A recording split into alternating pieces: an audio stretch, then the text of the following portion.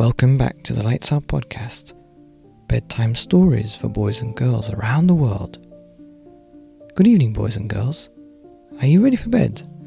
Are you all snuggled up and ready for another Lights Out bedtime story? Good, because you're in for a treat tonight. Tonight's story is called Goodnight, Tiger by Timothy Knapman and Laura Hughes. And this is the next episode in our Zoo Friends, a box of 10 books about animals, a awesome collection of animal tales I received the other day. And last night we listened to Hibernation Hotel about a bear that couldn't get to sleep without his friends. And this is about another girl who couldn't sleep.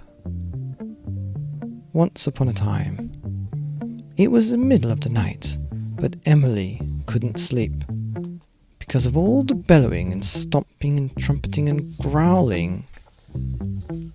The animals must have escaped from the zoo, she cried. But there was no one in the street except next door's cat. Emily looked under the bed, on top of the wardrobe, and through all her toys and clothes until at last she saw that the noise was coming from the animals in her wallpaper. The gorilla bellowed, and the hippo stomped, and the elephant trumpeted, and the tiger growled, until Emily shouted, "Go to sleep!" "We've tried and tried, but we can't," said the tiger. "We'll soon see about that," said Emily, and she grabbed a chair and climbed up into the jungle wallpaper. "Have you had your bath yet?" asked Emily. "No," said the tiger. "Well, no wonder you can't sleep," said Emily. "But there wasn't a bath in the whole of the jungle."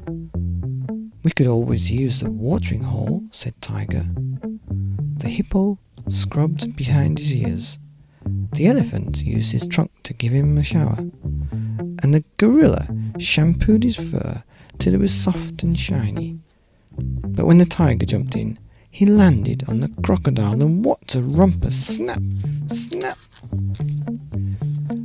"A bath like that won't help you get to sleep," said Emily. "How about some hot chocolate?" "Oh, yes, please," said the tiger. But there was no hot chocolate in the whole jungle. "We could always use mud," said the tiger. And the gorilla mixed it up very carefully, and the elephant used his trunk to pour it into little cups. It smelt horrible. But when Emily and the tiger drank it, they found that it actually tasted completely disgusting.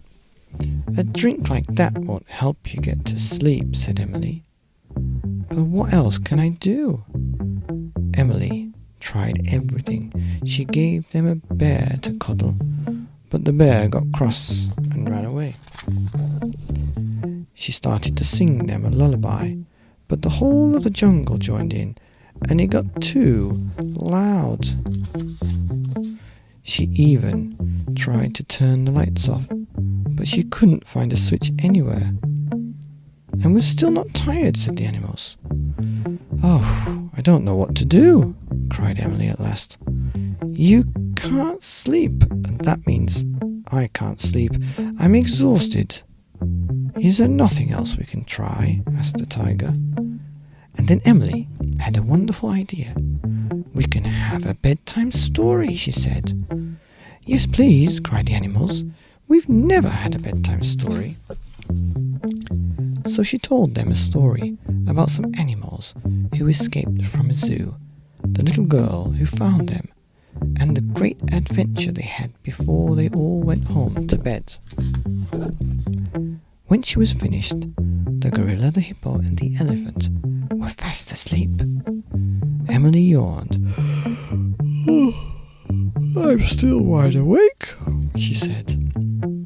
"How about a good night snuggle?" said the tiger. "Yes, please," said Emily. "Good night, Emily." "Good night, Tiger." Good night.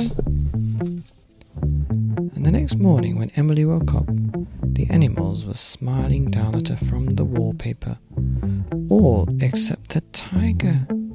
Emily found him snuggled up on her bed, and he was still fast asleep. The end of Goodnight, Tiger by Timothy Knapman and Laura Hughes, here on the Lights Out podcast. Bedtime stories for boys and girls, and wallpaper animal that can't sleep. Good night.